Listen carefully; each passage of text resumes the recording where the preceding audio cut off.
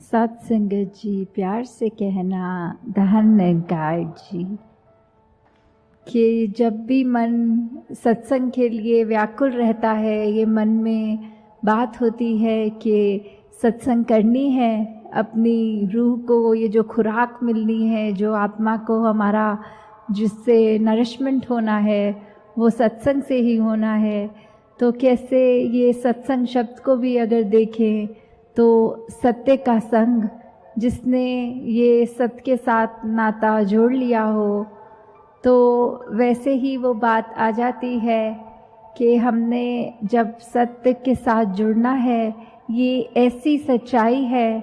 जो हमेशा सच ही रहती है। बाकी सच्चाइयाँ तो दुनिया की टाइम के साथ बदल जाती हैं। अभी जैसे रात्रि का समय है तो ये सच है, कुछ घंटों बाद सुबह हो जाएगी, वो सच हो जाएगा। कोई अन्य देश में अभी जब यहाँ रात्रि है तब वहाँ सुबह है, तो उनके लिए वो सुबह सच है, हमारे लिए ये रात सच है। तो कैसे ऐसी सच्चाई के साथ नहीं, बल्कि ऐसी सच्चाई के साथ हमने अपनी आत्मा को जोड़ना है, जो सिर्फ एक ही सच्चाई है, जो परम सच्चाई है। वो ऐसी सच्चाई जो हमेशा से रही है और अंत तक रहेगी। ये परम पिता परमात्मा, ये मालिक, ये निरंकार, ये ऐसे इस सच्चाई के साथ हम जब जुड़ेंगे तो हमारे जीवन में वाकई ही उजाला हो जाएगा। ये ब्रह्म ज्ञान रूपी उजाला, जिसका आज हम बार बार जिक्र सुन रहे हैं, पिछले 3 दिनों से सुन रहे हैं कि ये ब्रह्म ज्ञान क्या है। ये ब्रह्म ज्ञान ने तो हमारी आत्मा, हमारी रूह का मिलन इस परमात्मा, इस निराकार से करा देना है। तो हम जीते जी यही टाइम है हमारा, समय तो अपनी गति से बढ़ रहा है,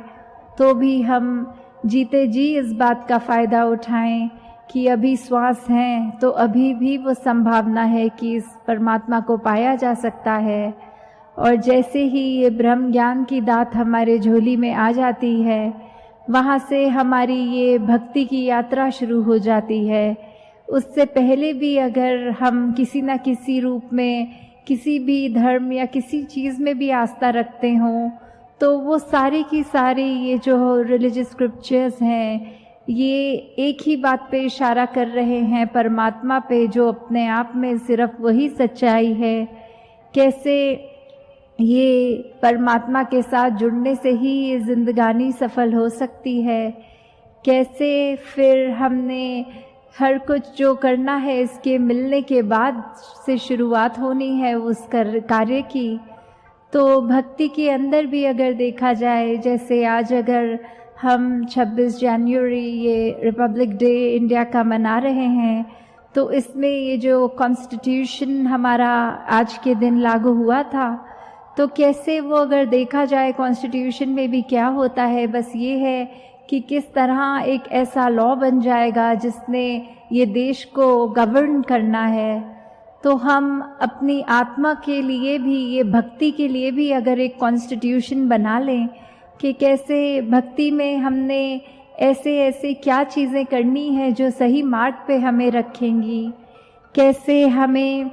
एक चालाकी को नहीं करके प्रभु रिझाना, बल्कि हमें अपने भोलेपन से, कि कैसे इसी के अंदर जब हर समय मगन हो, आसपास इस निरंकार का एहसास करके इसी में जब लीन होंगे, तो फिर यही हमें एक जहाँ भोलेपन में, ये सहज भाव में ये भक्ति करवाएगी, पर साथ ही साथ वो जो चेतनता है वो भी इस प्रभु परमात्मा को पल पल में जब उसका एहसास करेंगे, तो अपने आप ये चेतनता भी हमारे अंदर रहेगी कि किस पल पे हमने क्या कार्य करना है, किस पल में हमारी सोच कैसी होनी चाहिए,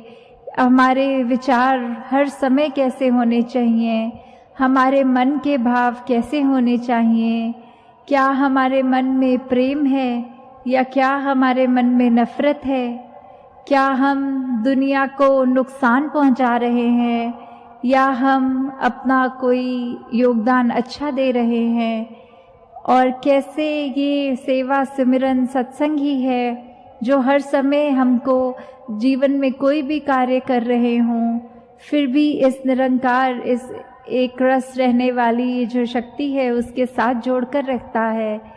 कैसे फिर संतों की भी बात याद करें तो कितने ही संत जब भी आए हैं उन्होंने भी इस एक का संदेश दिया है कि ये परमात्मा एक है, और अगर परमात्मा ही एक है तो हम सब उसी से निकले हुए, उसी की उपज हम भी एक हैं। अपने मनों से ये सब हम बातें हटा दें जो हमें एक दूसरे के रास्ते में ला खड़ी करती हैं, बल्कि हमने एक दूसरे का सहयोग करके, एक दूसरे को रिस्पेक्ट देते हुए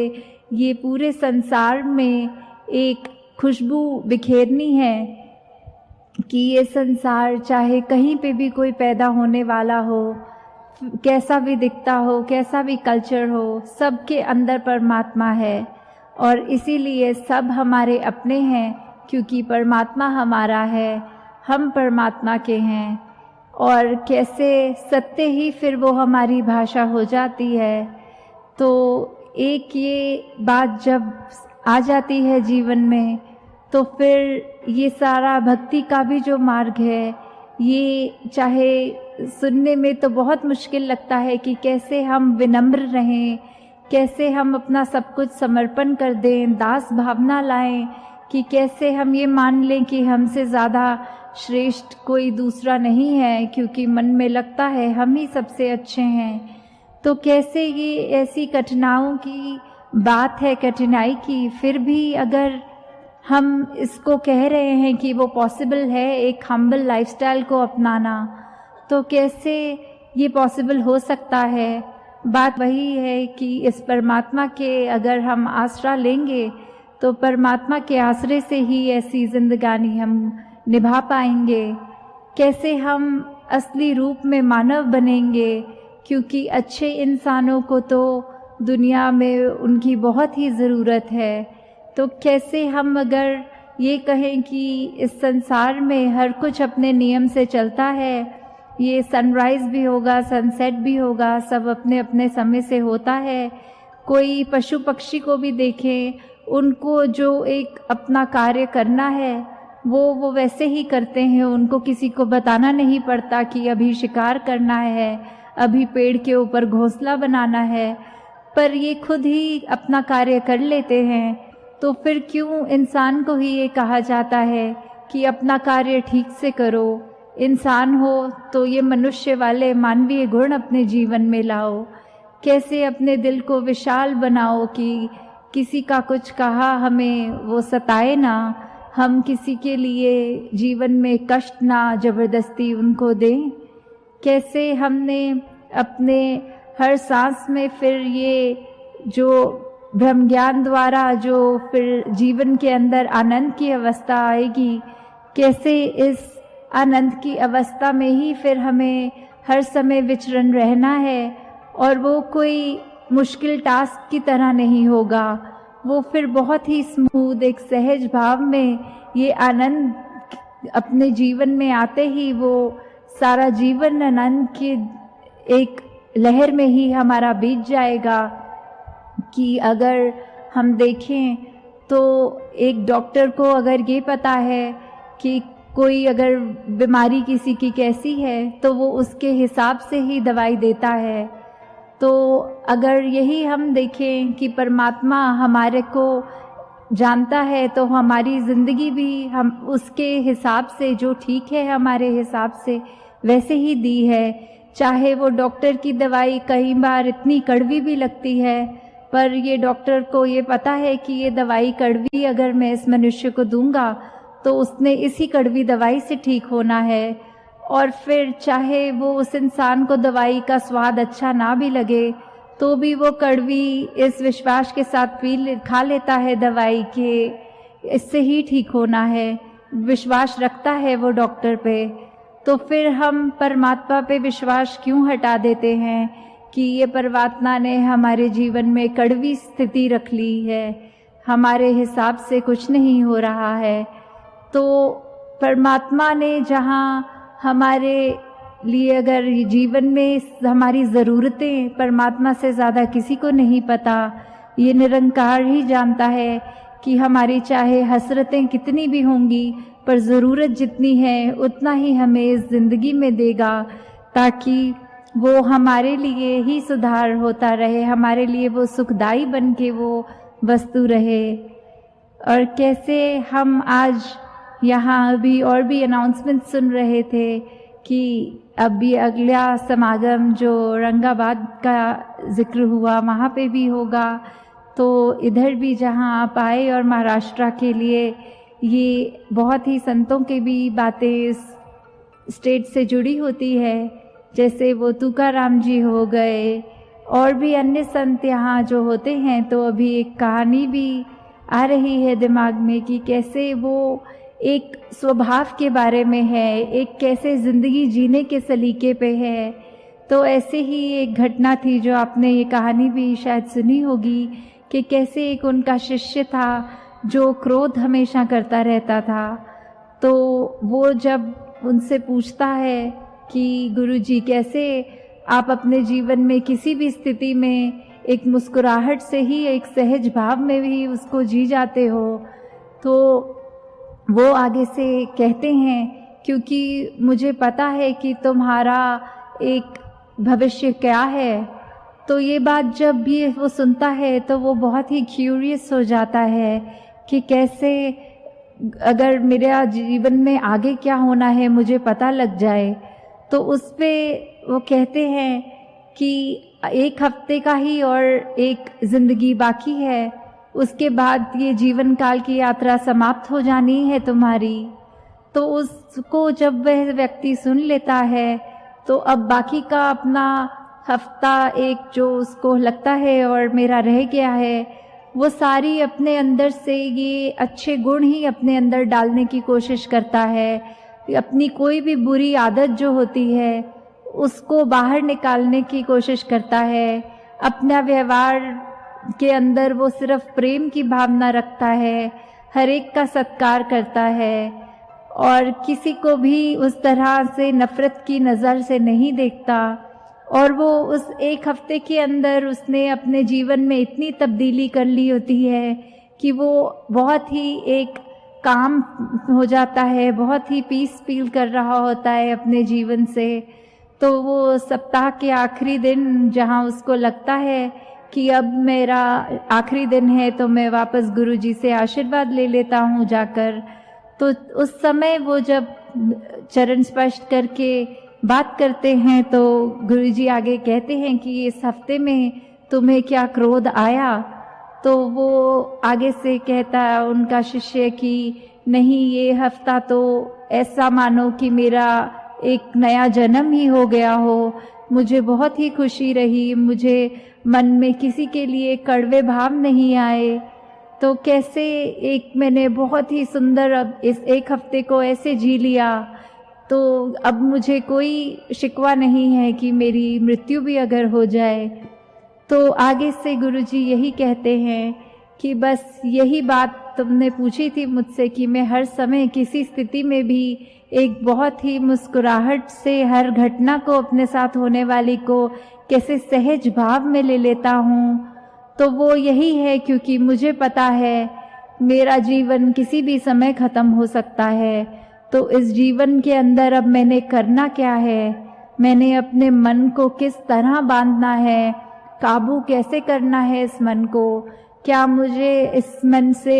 एक सदुपयोग वाली बात है कि कैसे भावनाओं को मन में आने देना है। तो मैंने सिर्फ ये पॉजिटिविटी ही मन में रखनी है, फिर चाहे कोई मुझे स्थिति कैसी भी इस परमात्मा ने दी हो तो मेरे चेहरे से इसलिए ये हंसी, ये मुस्कुराहट जाती नहीं है क्योंकि ये आनंद की अवस्था मेरे जीवन में आ गई है। तो दातार सभी पे कृपा करे कि ये ब्रह्म ज्ञान का सहारा लेते हुए ये मिशन के भी 90 सालों का जहाँ बार बार जिक्र हो रहा है, तो ये आधारित सिर्फ ये अगर मेन बात पकड़ें तो ये ब्रह्म ज्ञान ही है। और अगर यही हमारा एक इतना कीमती, जो सबसे कीमती चीज़ है हमारे पास, उसको हम अपने जीवन में जहाँ जहाँ पल पल इस्तेमाल कर सकें, अपने व्यवहार में, अपनी बातों में, तो फिर निश्चित ही हमारा भी जीवन तो सफल है ही। और हम और भी कितनी जो ऐसे व्यक्ति हमारे संपर्क में आएंगे उनके लिए भी उनके जीवन में कुछ आराम दे पाएंगे, उनका भी मुख उजला हो जाएगा। तो दातार सभी के ऊपर कृपा करे, ऐसी क्षमता सभी में बख्शे कि जितनी भी रूहें ऐसी हर एक को मिले, जिस आत्मा का भी अभी तक परमात्मा से मिलन ना हो, वो हमारे द्वारा हमारे जीवन से ही एक ऐसा इन्फ्लुएंस ग्रहण कर लें कि जो इनके जीवन में है हमें भी अपने जीवन में चाहिए। तो फिर उनका भी एक ये पार उतारा हो और हमें भी पल पल ये ब्रह्म ज्ञान जब तक याद है तब तक ही हम सही मायने में ये जीवन को जी रहे हैं। और सिर्फ वो बात नहीं कि जीवन को काट रहे हैं, नहीं, एक मनुष्य के तन में आके वो सब मानवीय गुण अपने अंदर रख के वो जीवन को जिया जा रहा है। तो दातार हर एक पे कृपा करे कि बाखूबी हर कोई अपना